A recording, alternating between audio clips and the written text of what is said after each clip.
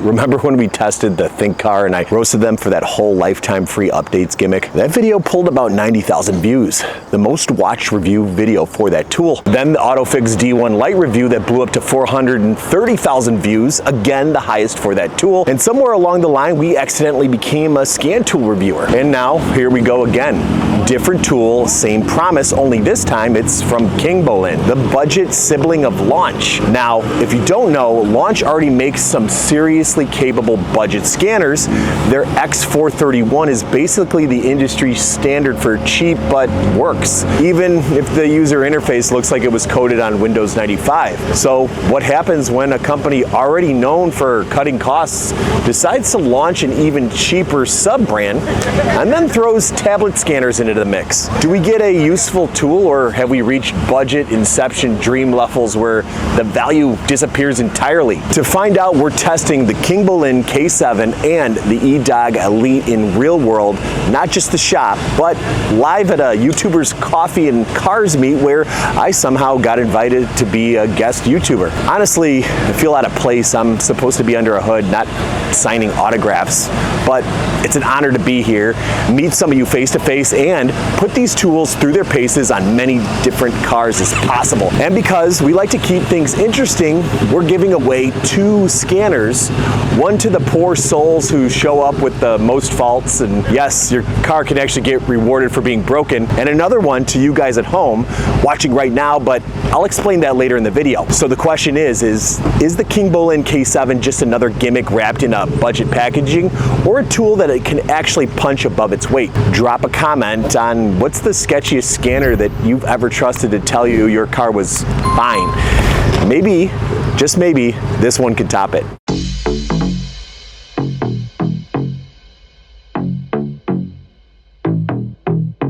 All right, so this time we've got the Kingbolen K7, and right out of the box, I do like this grip on here. If you can see here, this is much thicker.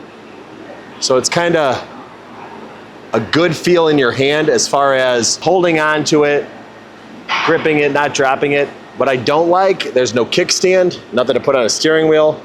And even though this does feel good in the hand, it's probably not gonna sit too well when you go to put it up inside of the car, trying to lean it against something. So that I'm not a fan of. Here is the charging port, and admittedly, this doesn't come with too much. It's like some of the other tools we've seen. Again, I also don't know what these are for. Some sort of threaded brass insert on the side. Is there some sort of add-on you could add onto here? We've got a camera on the outside, which the other ones didn't. So sometimes that's nice to be able to take pictures to include in a report. I'm hoping that's gonna be the case on this one. That be kind of the big use of taking pictures with your tablet and your diagnostics. With all that said, pretty impressed right out of the box. This charging cable looks exactly like what I've seen before on the other models. Same sort of 3 different adapters depending on what region of the country or world you're in, and the dongle, the interface to hook up OBD2. I wish there was some sort of holder on here. I'm very prone to losing these things, so the fact that there's nothing to secure this with kind of makes me worry a little bit. I liked the holder on the Think car, had a nice magnetic place for it. So you got your manual that just goes over in various different languages how to set this thing up, but once we get this thing powered up, I think it's going to have that information part of it as we're setting it up. So I got to get this thing out. We got to get it on a car and check out what this thing can actually do now. All right, so what we're doing is we're putting the Kingbolen K7 to the test, checking some things out. I've got a Mustang EcoBoost here that I'm gonna hook up and see how many fault codes are on there. And if he's unlucky enough, he might just win the Ediag Elite. So this is the auto search function, and I actually have a launch tool in the car. This looks more or less the same. All right, the scan is complete. It took a little longer than some of the other tools I've used in the past, but let's see if I can figure out where to go. Nope, that'll cancel out. So that's not very handy. If you see, it's listing out the modules it communicated with, which is a good thing. The problem being though, is it's not telling me if there's any faults in this main screen in the module. So it's like I'd have to go hunting around to try to find if something was an issue. I'd like to see like a whole report, but maybe I entered this wrong. Maybe I should have done something else. So real quick, showing you what you can do in the PCM. A given is reading the data stream. And the data stream is just going to be various sensors and PIDs and other values that you can watch live while the engine's running. So you can either do diagnostics, a check, logging, all sorts of different things you could watch. Like for instance, it looks like it's alphabetical. AC, air conditioning clutch engagement, is inhibited because strategy has not yet detected hardware that indicates the vehicle is equipped with what? That's a lot of words. Shift pressure, wastegate percentage. Very interesting. This is all stuff that would really, really help when diagnosing. Special functions, though, that's a big one. EVAP test. I'm always trying to get these things to set for emissions, where that's one of the last monitors to go, so running through that would be great. Misfire test, you can see if you're having an active live misfire event or a dead cylinder. Awesome to be able to track down. Similar with the engine power balance monitoring, that's going to watch each individual cylinder and kind of see how much each cylinder is contributing. The thing that you guys ask a lot about, which is kind of just a given at this day and age, I keep hearing you guys throw around the term bidirectional. Is it bidirectional? Like, any tool that I'm going to test, it better be bidirectional, because it's not even a thought. You better be able to talk to it and command things and have it command back, because if it isn't, it's not even being consideration for me. So it's kind of one of those redundant questions I hear. It's like, I'm not even going to consider a tool that isn't bidirectional. I mean, there's some great features in here, but like I was saying at the beginning, this interface is just so basic. It's not sexy, it's not fun, but it looks like it gets the job done. Let's try to find something else that might give us a little bit more insight into what these things are capable of. I showed you the system scan before, which I believe is the way it goes and identifies all of the modules in there. But what I should have done, I think, if I wanted to see the fault codes popped right up in a list, is do the health report. So we're going to do the health report this time. Yes, this is what I should have done in the other car.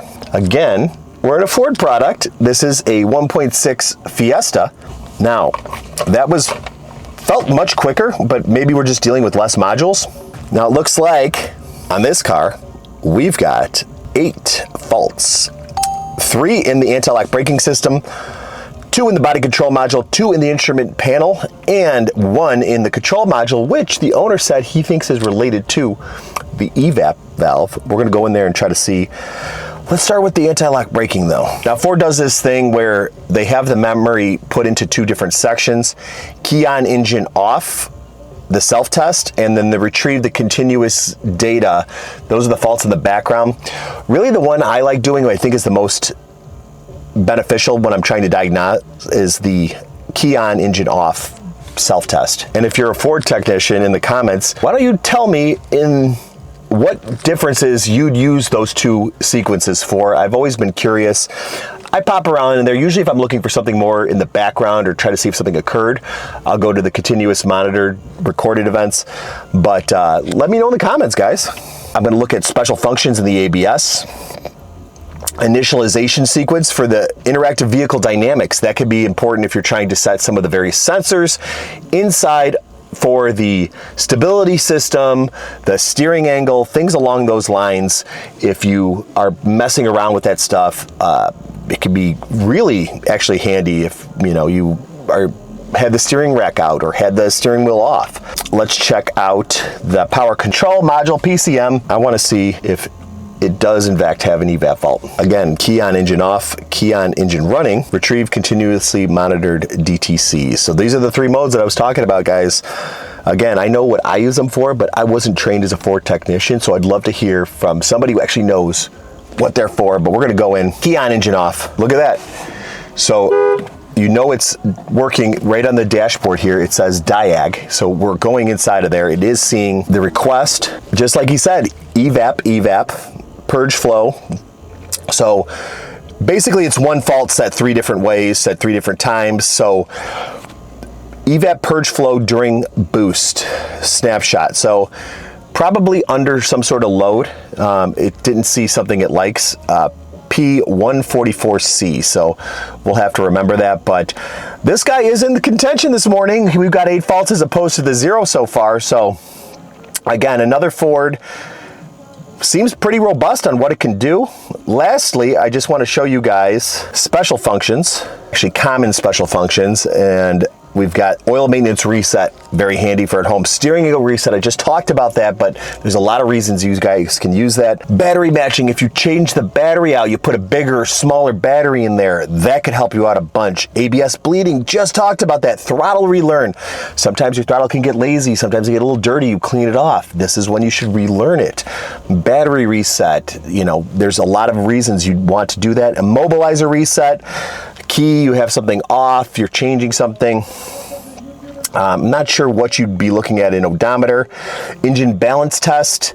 Again, you could see the contribution of each cylinder to see if you've got an issue. Crank position learning. Like if you do something like changing out your spark plugs or ignition coils or injectors, or cleaning inside of the cylinders using a soak method or valve cleaning, like that could change how the car adapts and how it's learned the speed of everything. So if you go back in there and learn it, maybe you pick up a little power, maybe it runs a little smoother. I've had that happen. Tire reset, tire monitor, TPMS, if you change out a sensor or if you just set the pressures and you want it to know it's definitely going to reset quickly, that's where you go. A lot of functions, really cool. Very impressed so far, but man, this interface, just look at this thing. It is boring. But it works, and that's what launch is all about. Kingbolen, let's go try this out and some more stuff. All right, so I ran into a real gem here, something I like seeing a ton more. And if you guys didn't know this, Keller at the shop was actually a Saab technician. So got this 9.3 here, jumping in, hooks right up, identifies the car, had no issue getting in there. And where we're starting off, it's a little bit different than the other vehicles, is this section here, after it identified, doesn't have a health report that I see that it was doing on the other cars. It has this one-click code reading, which I'm gonna go in there and just see what that does when you try to do more or less a system scan. Now, this screen is, I guess, the health report, and what we can see here, engine control module, no faults, traction fault, automatic climate control. It's basically telling me what subsystems have faults present. Probably gonna see some communication faults. Oh, this might be a contender here. We've got a few things going on. DVD, digital versatile disc, has a fault. Communication positioning unit.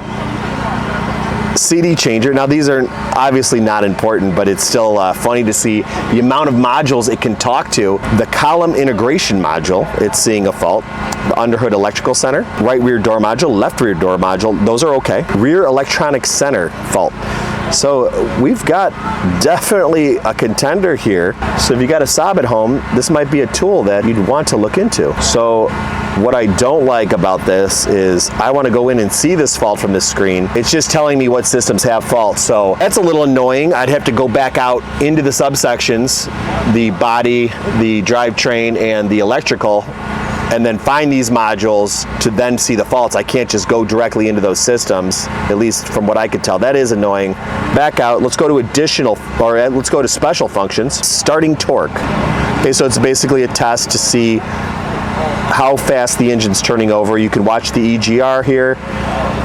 So looks like you can set the setting, you can determine how much EGR it's actually getting, maybe if you're trying to check the system or run the monitor. That would help as well. Idle speed, you can set the idle speed. All very handy stuff. So I guess the Saab support is okay at best, which could be handy if you had another car on top of the Saab, but if you have a Saab, this probably isn't the one that you'd want to get, but that's okay because it's a older car that isn't supported anyway. So, you know, if you have a Saab, you probably already got something more serious or know what to get in that case. But super interesting to pull this thing up. Beautiful car, love seeing it driven out here, and it's definitely nice that they're still trying to keep them on the road. We got another Ford product, which I know the people watching this video are going to see. It's probably not my audience, but it's probably the guys who are coming in to see if this scan tool is worth anything, because there's a lot of truck guys, a lot of V8 guys, Lincoln Navigator with the 5.4. Let's jump into the health report and see what we can actually see. Woo!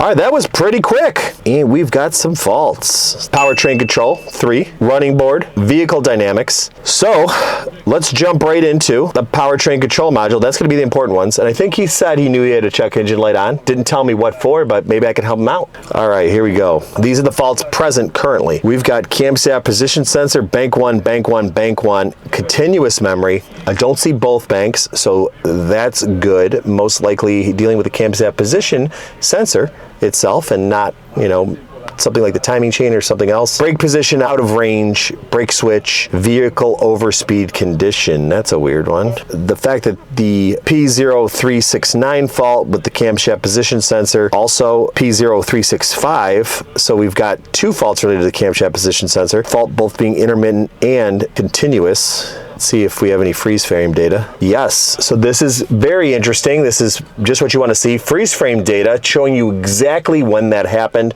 What I want to see, does it have the engine RPM it happened at? Engine load, engine RPM, more or less idle. 872 RPM. So this is very helpful that it has the freeze frame data in here. There's a ton of it too, which I would expect to see with a lot of Ford products, but that could be super helpful in diagnostic. If you were only happening at a high RPM, that might tell you something different than seeing it at idle. Let's look at common special functions. Again, Ford electric throttle relearn, immobilizer, air level calibration, so you can set the suspension. Gearbox relearn, if you're trying to get the thing to shift a little bit better, maybe after you did a flush or changed out a solenoid. Engine power balance monitoring, I talked about this earlier on the other 2 4-cylinder Fords. Lets you know how much is contributing in case you can dial down which cylinder might have an issue on it. Crank position adaptive learning, again, after you do something that affects how the engine runs, you can maybe get it to run a little bit smoother, maybe make a little bit more power if you have it relearn its crank adaptation. But these are all great things to be able to look at and do. I'd say that that's pretty comprehensive. I'm actually impressed with this. Again, he's got quite a few fault codes in here, so he might be the one that's gonna take this home, but we got at least one more car to check out. But overall, good Ford support. Really impressed. All right, this is an interesting one. 2021 RAV4 Prime, and this is a hybrid, so I'd expect a little bit more complication trying to get in here. I don't know if this thing's going to be able to interface with as much as I want it to interface with. That's what I want to find out, though. You know, I feel like this is a later model car with some heavy tech in it, and if it's up to the challenge, we should be able to get in here and check out a few things. Let's jump in. Had no problem identifying the car, and again, each section, it doesn't call the function of scanning the whole car the same thing for every car, which is a little weird. In the Autel base units, you'd expect to see it listed the same. Here again, though, unlike the Saab, we've got the health report. That's what I wanted to see. Not doing too bad on the fault count here. Not really seeing too much going on. Out of all of those modules, look at this list here. So looks like I'm wrong. Now, it just depends on how we can interface with this, but this is a lot of information. These are a lot of different control modules that it can actually interface with and check for faults. What I'm seeing, short circuit to ground for the ECUB. So it looks like he's got something going on, possibly with the headlight. It says it's currently present, so this is not a case of low voltage. Power window switch, passenger side door malfunction. History though, so maybe the button was held down a little too long, something weird, but that's not what I'm worried about. I would say maybe something's going on with the control module, but the only 2 faults. So overall, car's in good shape. And it's got a scan to see what service functions are available. It's a little annoying. I feel like we scanned once, so it should have a history of that. All right, so here's what I'm gonna list off. Oil maintenance reset, brake reset, battery matching, ABS bleeding, electronic throttle relearn, TPMS, adaptive front lighting, seat occupancy calibration, AC system relearn, initialization, motor angle calibration, high volatile battery, and coolant replacement. So that is some very handy stuff if you're looking to do a lot of the work yourself. That was the service functions. Let's go to special functions. Vehicle control history. Now I've been using this thing for probably about an hour and a half and 91% battery. So overall, I would say that seems pretty good. All right, so auxiliary battery charging control after shipping, auxiliary voltage when low, auxiliary battery low, These are all functions you could do. Shift change busy. So these are just basically functions with the radar and camera system. I'd say overall this actually surprised me on its capability on a later model Toyota vehicle. Seems like it can do a fair amount, and it'd be very handy to have around at the shop just to jump in between cars, check certain things, reset, you know, service intervals, and as well as the bi-directional, being able to activate things, logging. I mean, pretty handy so far on every car, domestic. And we test Japanese right now, Japanese and hybrid. I mean, I'm actually pretty impressed with the capabilities of this thing. I'd say it's definitely going to be something I'm going to be thinking about picking up when I run out to a car. I've got a customer, they want me to check something real quick. I didn't think I'd like this case, but so far I do like the feel in my hand. It doesn't want to come out once I've got it in there. It'd just be nice if it had a kickstand or a place for the dongle, but other than that, been pretty happy with it so far. It's got Toyota capability. Now we just need to see, can it do German stuff? All right, probably one of the more important cars I've got to look at here, BMW. You know I'm a ex-BMW Master Tech, and what I have here, BMW M6 that we actually drove today. This is a customer's E63 M6 that we just did some upper end Vanos work on, replacing the actuators, replacing the solenoids, and then running the Vanos test plan with success, ensuring that it's not coming back. However, it did fail once immediately after, so I'm concerned that are we having something that's related to oil pressure issues, something further along. So I told the customer we need to put probably about 100 miles on the car, and what better place to take it on if for a work event is we jump in and head out to the event and test it along the way and try this scan tool and see if this could help us with that diagnostics in any way. The car is identified, shows the year, the construction date. That's actually super cool. The VIN number. So I just hit next, and what I think it's doing is doing a complete control module scan of everything. No, I guess it just pinged him. Again, we're back in this health report section, which I said, and I keep saying, it just feels a little clunky. Oh no, it did scan him, because this definitely is much faster than most of the BMW tools, so it must just be popping them back up there, because already we're at 93%. And that other thing I did took much longer. Yeah, that was very quick. And oh man, there's a lot of faults. I might win the scan tool, huh? I guess the customer would win it here. Now there is no check engine light on right now, but I want to see, because we still might have some work to do on this car, which is why it's so important to drive these cars afterwards, because even though there's no check engine light on, there could be something stored in the background that might pop up later on the customer, which would be extremely annoying after they spent money. It's not something you want to do, have them go out and come back in. So we do have a Vanos fault, but it is in history, which is good, but we also have a voltage fault and the oil condition fault. So I'm not super worried about this, although I'm going to clear this out, and I didn't clear it out on other people's cars because I didn't want to upset anything and be blamed if anything went wrong. So let's clear this stuff out. Oh, it also gives you the OBD2 fault. That's neat. Let's make sure it cleared out. It cleared out, that's great. And then what people probably want to see is, what do we got as far as actuation tests go? Throttle valves, actuator, electric oil pump, let's delete fault memory. That's actually not that comprehensive. And under 20 seconds, every module had its faults cleared, nothing present afterwards. Good stuff. What I also want to see, special functions. You got to go into sub functions. Engine adaptation. So I couldn't clear engine adaptations inside of the module. You had to come back out here, which can be a little annoying. All right, so there is quite a few things you can do in here, although I don't feel like the BMW support is that strong. One more thing, commonly used special functions. Let's see what that says. Service reset, battery change, that's what you guys want to see. Window initialization, steering angle learning, those are all very helpful. This is bare bones BMW though, I will say, especially coming from it. Coding and programming, that's one all BMW guys want to see. Coding list, display vehicle order. Now does the list just give the numbers or does it give the description? It does. No, it gives the module. So let's just say you want to switch around how your angel eye lights come on, daytime running lights or not. I just want to see if it lists the options or just gives you a bunch of dumb numbers. Okay, that was weird.